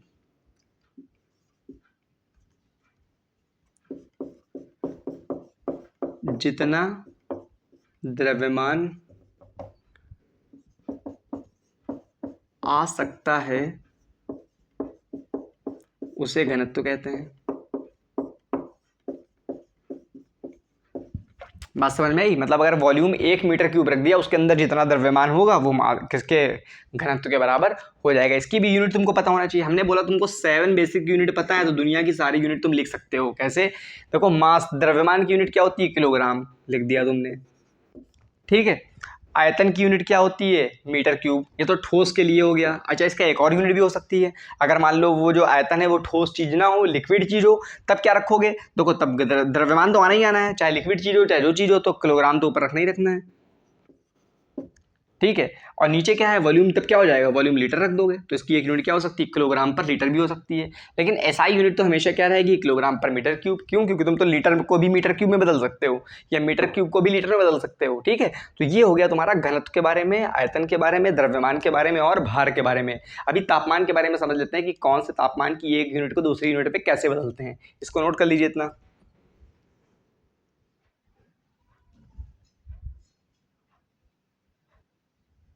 अच्छा, अब हम लोग को पढ़ना है तापमान के बारे में। देखो, टेम्परेचर के बारे में क्या ही पढ़ोगे। टेम्परेचर का मतलब हमको ये समझना है, इसमें एक से ज़्यादा यूनिट होती हैं, तो एक यूनिट से दूसरी यूनिट में बदलना कैसे, वो बहुत ज़्यादा इंपॉर्टेंट है। तो टेम्परेचर की एक यूनिट तो होती है, तुमको पता है, केल्विन। दूसरी होती है सेल्सियस, और एक होती है फॉरेनहाइट। तो इनको एक दूसरे में बदलना बहुत इंपॉर्टेंट है। ठीक है। केल्विन को तो डिनोट करते हैं के से, डिग्री सेल्सियस को डिग्री सेल्सियस से, फॉरेनहाइट को भी डिग्री फॉरेनहाइट ही बोलते हैं। ठीक है। तो ये एक दूसरे का जो कन्वर्जन होता है वो बहुत ज़्यादा क्या होता है? इंपॉर्टेंट होता है। जैसे मान लो तुमको केल्विन से बदलना है डिग्री सेल्सियस में। किसमें जाना है? केल्विन से डिग्री सेल्सियस में। तो डिग्री सेल्सियस अगर तुमको केल्विन जाना है, तो केल्विन से डिग्री सेल्सियस जाने के लिए डिग्री सेल्सियस अगर दिया है, तुम उसमें कुछ मत करो, 273.15 जोड़ दो। क्या कर दो? 273.15 जोड़ दो। ठीक है। तो इससे क्या पहुंच जाओगे? डिग्री केल्विन में पहुंच जाओगे। अच्छा, इसी तरह से अगर तुमको फॉरेन हाइट पहचान निकालना है, क्या निकालना है?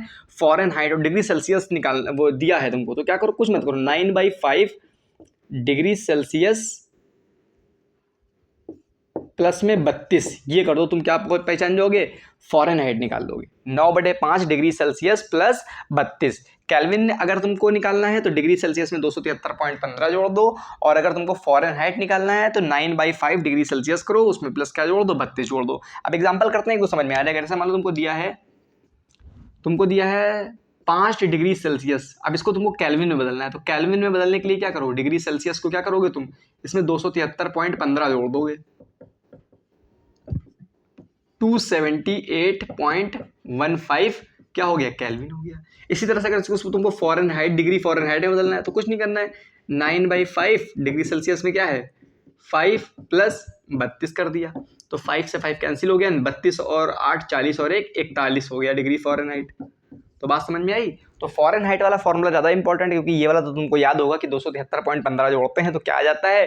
केल्विन आ जाता है। इसको नोट कर लीजिए। उसके बाद मैं आप लोगों को बताने वाला हूँ साइंटिफिक नंबर, साइंटिफिक नोटेशन क्या होते हैं। सार्थक अंक भी इसमें है, जिसको क्या बोलते हो तुम लोग? सिग्निफिकेंट फिगर बोलते हो। फिजिक्स में ज़्यादा काम आता है उसका, तो फिजिक्स में वो तो जो पढ़ाया जाएगा, फिजिक्स में पढ़ाऊंगा तो उसमें बता दूंगा। यहाँ पे हम लोग को पढ़ना है साइंटिफिक कैलकुलेशन। जैसे तुमको पता है केमिस्ट्री बात हो गई या फिजिक्स की बात हो गई, दोनों में काम आएगा वो। फिजिक्स में कैलकुलेशन कैसी होती है? अब केमिस्ट्री में इतने छोटे छोटे नंबर होते हैं, इतने मतलब बहुत छोटे छोटे भी नंबर होते हैं, बहुत बड़े बड़े भी नंबर होते हैं। तुमसे कह दिया गया कि एक पदार्थ में अणुओं की संख्या, 1 किलो में इतने अणु हैं। अब 1 किलो के पदार्थ का मतलब समझ रहे हो ना? 1 किलो के अंदर एक अणु इतना छोटा होता है कि आंखों से दिखता ही नहीं है वो अणु, तो उसके अंदर लाखों करोड़ों की तादाद में अणु होंगे। तो बार बार इतने बड़े बड़े नंबर आएंगे, तो इतने बड़े बड़े नंबर को क्या पूरा ऐसे लिखोगे? तुमको 5 करोड़ लिखना है या 50 करोड़ लिखना है, तो बार बार यहाँ पे जीरो लगाते चले जाओगे क्या इस तरह से? तो कॉपी भर जाएगी पूरी। तो इसको सॉल्व करने के लिए, ये समस्या को दूर करने के लिए एक नंबर होता है साइंटिफिक नंबर, जिसको हम लोग क्या बोलते हैं? Scientific notation. तो उसको कैसे लिखते हैं? उसको लिखते हैं n मल्टीप्लाई 10 की power small capital N, small n multiply 10 की पावर कैपिटल N, जहां पे n क्या होगा? नेचुरल नंबर होगा। क्या होगा? नेचुरल नहीं, जिसको क्या बोल सकते हैं? इंटीजर होगा n।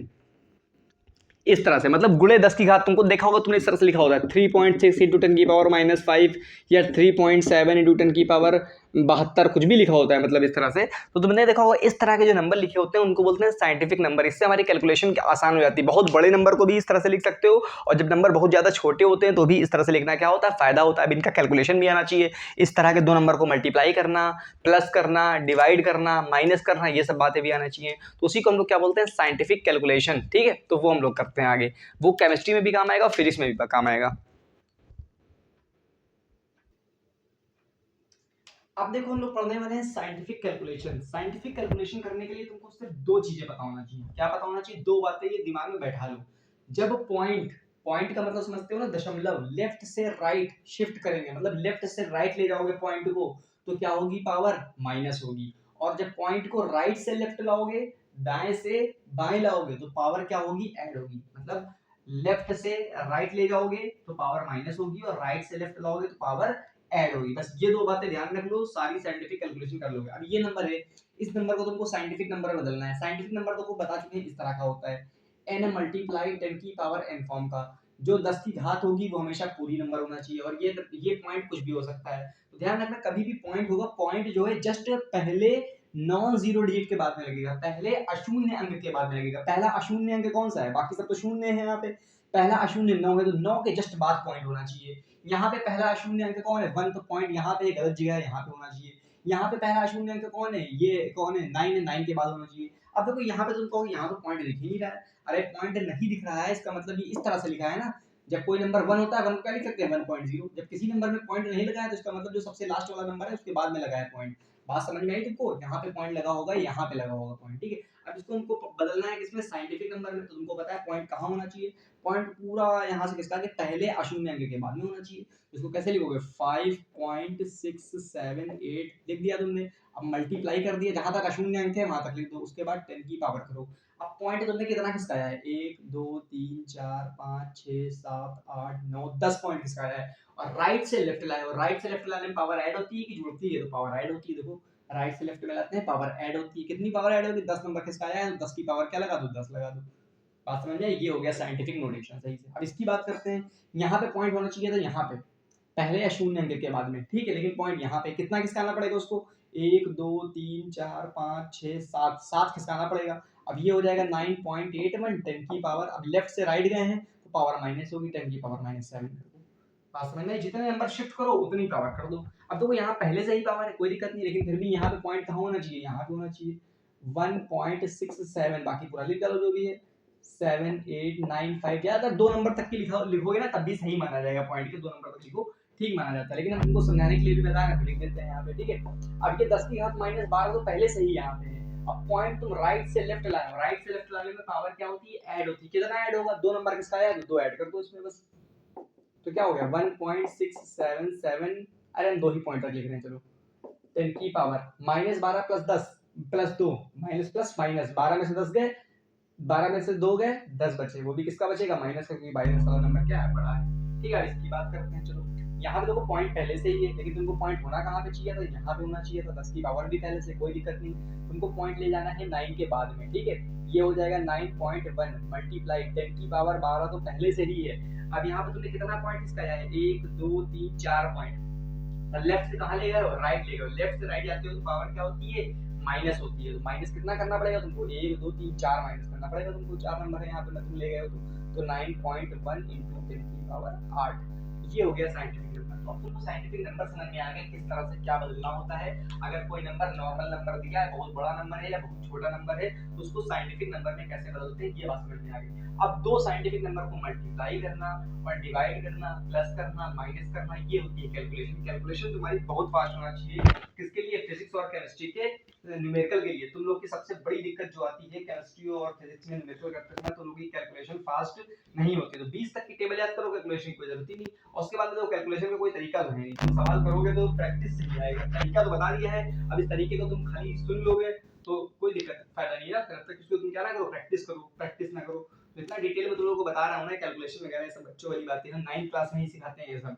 तो क्या करना है तुमको? शेयर और सब्सक्राइब जरूर करना है, कम से कम 5 लोग को शेयर जरूर करना है, ठीक है। अब हम तुमको बताते हैं कि ये साइंटिफिक नंबर को कैसे कैलकुलेशन करते हैं, मतलब मल्टीप्लाई कैसे होता है उनका, डिवाइड कैसे होता है, प्लस माइनस। प्लस माइनस तो बहुत ही कम आता है, प्लस माइनस बहुत ना के बराबर देखोगे। अगर मान लो तुम्हारे सवाल 11th और 12th मिला के हर कैलकुलेशन में ये इस्तेमाल होता है, इस तरह के नंबर का मल्टीप्लाई डिवाइड। तो डिवाइड और मल्टीप्लाई 99.9% होंगे, 0.1% कहीं जाके तुम्हारा क्या होगा, ये इस तरह की आएगी, प्लस या माइनस करना। तो मल्टीप्लाई और डिवाइड ध्यान से समझो, उसको हम लोग समझाते हैं। अब जैसे इनकी कैलकुलेशन करनी है हमको, तो कभी भी देखो दो यहाँ पे साइंटिफिक नंबर है, ये भी साइंटिफिक नंबर दिया है और ये भी साइंटिफिक नंबर दिया है तुमको, ठीक है। इसकी कैलकुलेशन करनी है, चलो इस आप ये हटा देते हैं, ये ज्यादा सही रहेगा। अब देखो यहाँ पे ये आ गया, दो साइंटिफिक नंबर दिए, तुमको कुछ नहीं करना है, नंबर का मल्टीप्लाई करना है और इसको सॉल्व करना है। 10 की पावर वाला 10 की पावर के साथ सॉल्व करो और नंबर वाला नंबर के साथ करो, सबके बीच में मल्टीप्लाई लगा दो, मतलब ये नंबर और ये नंबर मल्टीप्लाई होंगे। एक तरह से देखा जाए 1.97 है और 2.2 है। मल्टीप्लाई कैसे करते हो, जैसे नॉर्मल तो पॉइंट वाले नंबर मल्टीप्लाई करना तुम लोग को आते हैं कि नहीं आते हैं? नहीं आते तो वो भी आज सिखा देता हूँ, इतना बेसिक में। देखो पहले मल्टीप्लाई करो, 2 7 14 के 4 कैरी बनाया, 2 9 18 और 1 19 के 9 कैरी बनाया, 2 1 2 और 1 3, फिर से ये आ जाएगा 4 9 और 3, जोड़ दो 4 9 4 13 के 3 कैरी बनाया, 9 3 12 और 1 13 के 3 कैरी बन 4।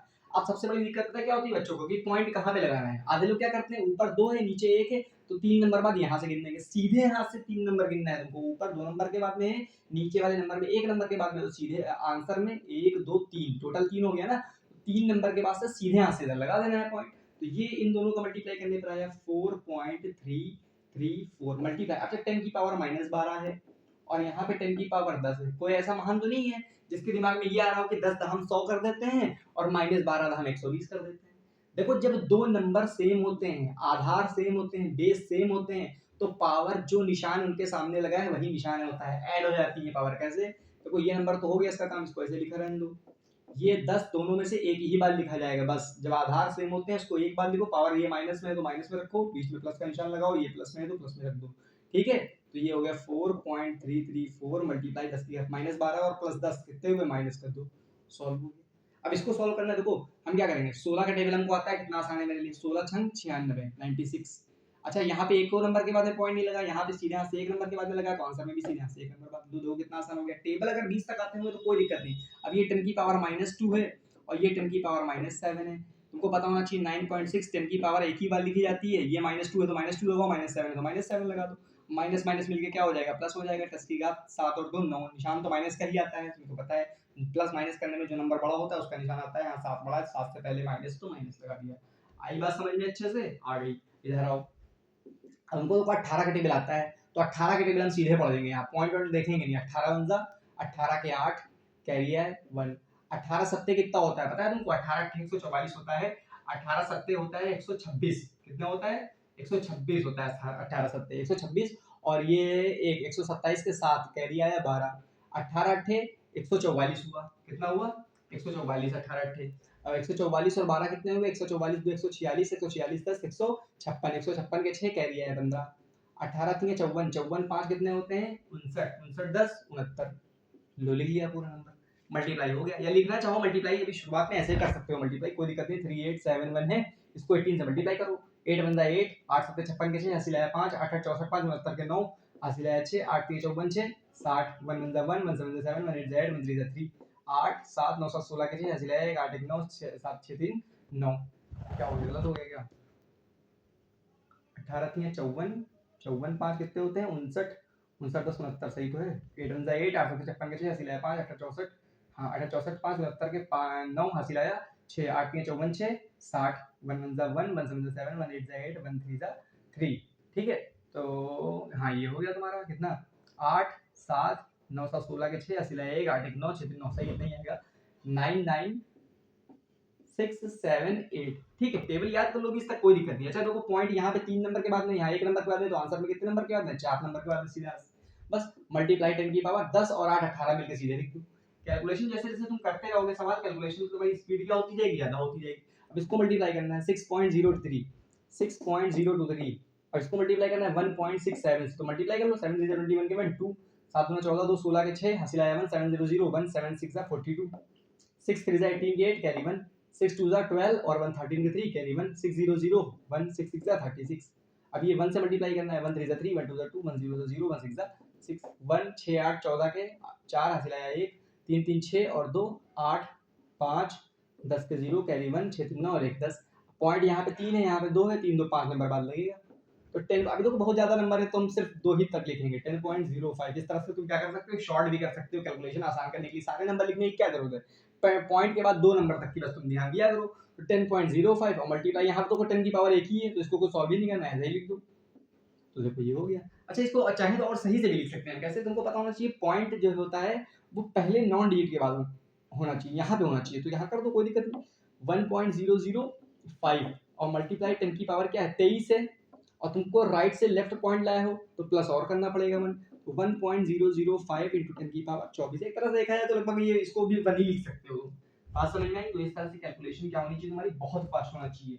ठीक है, तो इससे तुमको क्या होगा, कैलकुलेशन फास्ट तभी हो पाएगी जब तुमको 20 तक टेबल आते हो अच्छे से, या मल्टीप्लाई फास्ट फास्ट कर लो, टेबल नहीं भी आते हैं 15 तक भी आते हैं कोई दिक्कत नहीं, फास्ट फास्ट मल्टीप्लाई कर लो। 10 12 तो मेरे को आते नहीं, कम आते हैं मेरे को इस तरह के ज्यादा कैलकुलेशन वाले। तो कैलकुलेशन लेकिन अच्छे से आनी चाहिए तुमको। तो ये हो गया तुम्हारे मल्टीप्लाई वाले कुछ सवाल। ठीक है, अब हम इसके बाद करते हैं डिवाइड वाले कुछ सवाल। अच्छा, डिवाइड वाले सवाल हम देखो यहाँ पे लिए हैं। सबसे ज्यादा दिक्कत पता है क्या होती है, लोग क्या करते हैं, अब इसको सॉल्व करना है तो आधे लोग क्या करेंगे, आधे लोग जैसे इसको लिखेंगे यहाँ से पहले क्या करेंगे, अब मल्टीप्लाई 1/1 कर लेंगे, फिर यहाँ से एक पॉइंट हटाएंगे, यहाँ पे 0 लगाएंगे, फिर यहाँ से पॉइंट हटाएंगे तो यहाँ 2 0 लगाएंगे, फिर इसको काटेंगे। देखो इस तरह से सॉल्व कर मत किया करो। तुमको एक बात बताएं, अच्छा ये बताओ हमको, पॉइंट के बाद कितने भी 0 लगा दो कोई फर्क नहीं पड़ता है। जैसे 1.7 लिखा है, तुम इसको 1.70 कर दो कोई दिक्कत नहीं, 1.7 क्या 2 0 कर दो तब भी कोई दिक्कत नहीं, 10 0 लगा दो तब भी ये 1.7 ही होगा। तो पॉइंट के बाद में लास्ट में तुम कितने भी 0 बढ़ा लो कोई फर्क नहीं पड़ता है। लेकिन तुमको एक बात पता होना चाहिए, अगर जैसे लिखा है 1.78 और नीचे लिखा है 1.2, तो तुमको ये बात पता होना चाहिए कि अगर सीधे हाथ से 2 नंबर के बाद में पॉइंट लगा है और नीचे भी 2 नंबर के बाद में पॉइंट सीधे हाथ से लग गया तो पॉइंट हटा सकते हो। जैसे लिखा है 1.5/1.2, तो वो ऊपर भी सीधे हाथ से 1 नंबर के बाद में पॉइंट लगा है, नीचे भी सीधे हाथ से 1 नंबर के बाद में पॉइंट लगा है, तो पॉइंट सीधे हटा सकते हो। ये 12 और 15 हो जाएगा।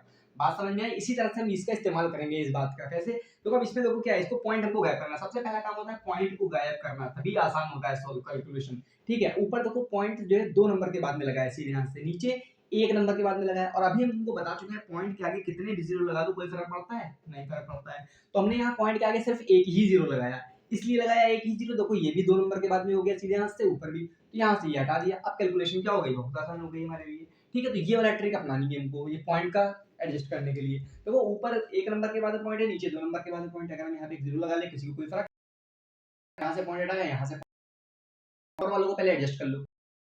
60 नीचे लिखा है 203, अब ऊपर लिखा है 10⁻−19। अब तुमको पता है 10, अगर नीचे से ऊपर ले जा रहे हो या ऊपर से नीचे, अगर माइनस में है तो प्लस में हो जाएगी, प्लस में है तो माइनस में हो जाएगी। जैसे ये 10⁻12 को हम ऊपर ले जाएंगे तो ये 10⁻+12 है, ऊपर जाएगा तो 10 क्या हो जाएगा, -12। ये बात अच्छे से पता होना चाहिए तुमको। ठीक है, अच्छा देखो इसको सॉल्व करना है। अच्छा तुमको एक बात बताते हैं, बहुत आसान अच्छी बात बताते हैं। देखो ये अगर ये तुमको 1 2 से कटता हुआ दिख रहा हो तो काट दो, नीचे 3 है ऊपर 0 है तो ये कटेगा तो नहीं 2 से, या किसी भी नंबर से कटता हुआ हमको दिखाई नहीं दे रहा, तो सीधे सीधे क्या कर सकते हैं, डिवाइड कर सकते हैं। लेकिन एक चीज ध्यान रखना, कभी भी डिवाइड करोगे ना, अगर नीचे वाला नंबर डिवाइड में बड़ा होगा, ऊपर वाला नंबर क्या होगा, छोटा होगा, तो पॉइंट में वैल्यू आएगी। तो हमारे लिए डिवाइड करना तभी आसान होता है। आसान मतलब क्या, आसान तो हो तो इसमें भी जाएगा, कोई दिक्कत की बात नहीं है, लेकिन अगर ऊपर वाला नंबर थोड़ा बड़ा हो तो ज़्यादा आसानी से हो जाती है चीज़ें। तो एक काम करते हैं, ऊपर वाले नंबर को बड़ा कर सकते हैं। कैसे कर सकते हैं, देखो ऊपर 160 है, नीचे 203 है। ठीक, अगर यहाँ में एक और 0 लगा दे, किसी को कोई दिक्कत है? कोई दिक्कत नहीं होनी चाहिए। चलो ठीक है, कैसे करते हैं, पहले इसको सॉल्व कर लेते हैं। 10⁻−12 है, 10 तो एक ही बार आएगा, -19 और क्या हो जाएगा, -12। तो इसको करोगे 160 अपॉन में 203 और मल्टीप्लाई 12 और 19 कितने हुए, 19 2 21 10 31, 10⁻−31 आ गया। अच्छा देखो ऊपर अगर हम 0 बढ़ाएंगे तो अपने मन से तो हम 0 बढ़ा नहीं सकते हैं सॉल्व करने के लिए। अगर तुमने 0 बढ़ाया है तो 0 क्या करना पड़ेगा, घटाना, यहाँ डिवाइड भी करना पड़ेगा। 0 बढ़ाने का मतलब क्या हो गया, ऊपर तुमने एक 0 बढ़ाया है, इसका मतलब ये हो गया तुमने 10 से मल्टीप्लाई किया है। अरे 10 में 0 बढ़ाना है मतलब 10 से मल्टीप्लाई करना है, 10 में 10 मल्टीप्लाई करते हो 100 ही तो आता है। तो 0 बढ़ाने का मतलब 10 से मल्टीप्लाई करना, और 10 से मल्टीप्लाई करने के लिए हमने 10 से क्या कर दिया है, डिवाइड भी कर दिया। अब क्या हो गया, अब ये हो गया, ये और ये आसानी से डिवाइड हो सकते हैं। फिर क्या होगा, फिर होगा क्या, देखो कोई फर्क नहीं पड़ा, ये 0 0 काट लो, वही बात आ गई है ना। तो इसलिए हमने अगर ऊपर एक 0 बढ़ाया है कैलकुलेशन आसान करने के लिए, तो नीचे 10 से क्या कर दिया है, डिवाइड भी कर दिया है। 10 से डिवाइड करने का मतलब क्या हुआ, 10 से डिवाइड करने का मतलब ये होगा ऊपर 1600 बचा, नीचे 203 बचा। अब ये 10⁻−31 है, अब ये 10 की घात कुछ नहीं है तो 10⁻1 है, ऊपर जाएगा तो 10⁻−1 हो जाएगा, तो -1 यहाँ पे हो जाएगा। तो सीधे सीधे ये वाले कैलकुलेशन का स्टेप तुमको गायब कर देना है। समझ लो अगर तुमने यहाँ पे एक 0 बढ़ाया तो यहाँ पे पावर 1 और क्या कर दो, माइनस कर दो। बात समझो, बहुत इंपॉर्टेंट बात है। हमने कहा यहाँ पे तुमको हमने 0 बढ़ाया, तो अपने मन से 0 नहीं बढ़ा सकते ना, तो 10 से डिवाइड भी किया हमने। तो बार-बार ये स्टेप दिखाने दिखाने से अच्छा है 10 से डिवाइड करने का मतलब क्या होता है, 10 ऊपर जाएगा तो पावर -1 ही तो होगी। तो यहाँ पे एक 0 बढ़ाने का मतलब यहाँ पे पावर 1 क्या कर दो, कम कर दो, -1 कर दो, तो एडजस्ट हो जाता है वहाँ पे। ठीक है, बात समझ में आ गई? तो बहुत अच्छी बात है ये। अब ये 1600 लिखा है ऊपर और नीचे क्या लिखा है, ये 1600 हो गया और यहाँ पे क्या हो गया, 203। अब इसकी डिवाइड करो, देखो 200 को 8 बार डिवाइड करते हो तो कितना आता है, 1600 आता है। लेकिन यहाँ पे साथ में 3 भी है तो 8 3 क्या हो जाएगा 1624 हो जाएगा। तो अंदाजा लगाया करो, डायरेक्ट ये मत करो कि 200 पंजे चेक कर रहे हैं 200, ऐसे समझो ना 2 8 16 होता है तो 8 बार में 3 24 भी आएगा, 1624 ज्यादा हो जाएगा, 7 ही बार में जाएगा। अब यहीं से मल्टीप्लाई करना चालू करो, 7 या 21 के बाद कैरी 2 आया, 7 0 0 2 आया, 7 दूना 14, 10 में से 1 गए 9, 9 में से 2 गए 7, यहाँ से कैरी लिया होगा तुमने, 5 में से 4 गए 1। अब तो कोई 179 तो कटेगा नहीं, पॉइंट लगाओ यहाँ पे क्या कर दो 0 बढ़ा दो। अब ये 1700 के आसपास आ रहा है, 2 8 16 होता है और 2 9 18 होता है, ज्यादा हो जाएगा, फिर 8 ही बार में जाएगा 1600, ये 0 9 7 में से 6 गए 1, पॉइंट लगाया 0 बढ़ा दिया। अब फिर 2 दहम 20 होता है, 2 9 18 होता है, 9 ही बार में ही जाएगा, तो 7.89 सीधे सीधे पॉइंट के बस 2 नंबर तुम निकालो बहुत है, और ये 10 की घात -32 हो जाएगा। बस अभी हमने तुमको समझाया इसलिए टाइम लगाया, तो बिल्कुल टाइम लगा, जैसे ये सवाल करना है हमको, इस सवाल के लिए तुमको पता है क्या करेंगे, सीधे सीधे यहाँ 2 जीरो बढ़ाएंगे, 2 जीरो बढ़ाया तो ये पॉइंट का काम खत्म हो गया। अब देखो इसमें देखो सीधे कट भी रहा है, ये किससे कटता है वो दिख रहा है हमको, ये कटता हुआ 2 से दिख रहा है, तो थोड़ा आसान कर लो ना इसको, 2 से काट लो, चलो 2 9 18, 2 एकम 2 0 0, बात समझ में, 9100 हो गया, 18200 का आधा हो गया। अच्छा इसको 2 से डिवाइड करते हैं, 2 9 18, एक यहाँ पे आया 2 8 16, एक यहाँ पे आया 2 9 18, कट गया, हो गया काम। ऊपर आया 989, नीचे आया 91 100, ठीक है। ये देखो 10 की घात 12 है, ये 10 की घात 18 है, तो एक हिसाब से ये नीचे आएगा, ये ऊपर जाएगा, तो 18 में से 12 का चलो कर ही लेते हैं, तुमको दिखा देते हैं, 10 की घात 12 ये 18 में से ऊपर जाएगा तो माइनस का 18 हो जाएगा, यहाँ पे सीधे सॉल्व कर दिया, ये हो गया 989 और नीचे हो गया 91 100, और ये 10 की घात 12 में से 18 गया, 10 की घात 6 है, ठीक है। अभी हमने बताया देखो ऊपर वाला नंबर अगर बड़ा होता है तो उसको डिवाइड करना आसान होता है, तो यहाँ अपने मन से एक जीरो बढ़ा लें, कोई दिक्कत है, कोई दिक्कत नहीं। ये 9800 हो गया, ये 9100, लेकिन जीरो बढ़ाया है तो एक माइनस भी करना पड़ेगा, वो डिवाइड करते हैं ऊपर आके माइनस चलता है। अब कितना आसान हो गया तुम्हारे लिए, 9890 हो गया और नीचे क्या हो गया 9100 हो गया। अब देखो और आसान हो गया, आप सीधे डिवाइड मत करो, एक जीरो से एक जीरो भी काट दो, और आसान हो गया तुम्हारे लिए, ठीक है। ये हो गया, तुमको एक तरह से देखा जाए 910, जो नंबर नीचे होता है बाहर आता है, जो नंबर ऊपर होता है बड़ा, 900 में 1800 होता है, एक ही बार में जाएगा। अंदाजा लगाया करो, बता रहे हैं तुमसे, अंदाजा लगाना बहुत सही होता है, तो डिवाइड करते रहोगे, यहाँ पे दिख ही रहा है 7 7 बार में जाएगा, 9 8 में से 1 गए 7, पॉइंट लगाया 0 बढ़ाया, अभी भी छोटा है, जब पॉइंट लगाने के बाद में 0 बढ़ाने के बाद में भी छोटा लग रहा है तो फिर यहाँ पे एक 0 बढ़ाना पड़ेगा, तब 0 बढ़ाओगे।